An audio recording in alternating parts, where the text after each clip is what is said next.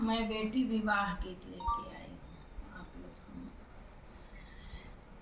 तपई जेठ तपेला बई सखवा, रे तपेला कुअनवा के पानी रे ललनवा, रे तपेला कुअनवा के पानी रे ललनवा।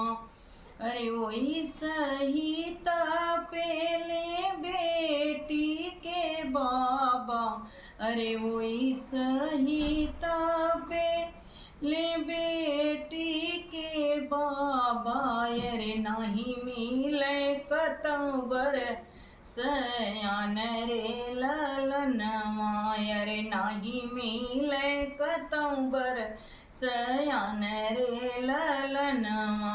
हेरत हेरत गई अयोध्यापुर नगर, अरे उहाँ श्री राम जी कुंवर रे ललनवा, अरे उहाँ दुल्हे राम कुंवर रे ललनवा। हम तुहसे पूछिला दुल्हे कामन राम, काहे गुण रहल कुंवर रे ललनवा। बाबा मोरा है लखपतिया के राजा, अरे चाचा मोरा है सूबेदार रे ललनवा।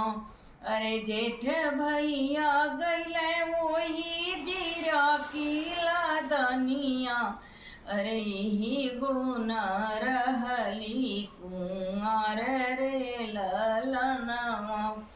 आई गैले बाबा लखपतिया के राजा, अरे आई गैले चाचा सूबेदार रे ललनवा।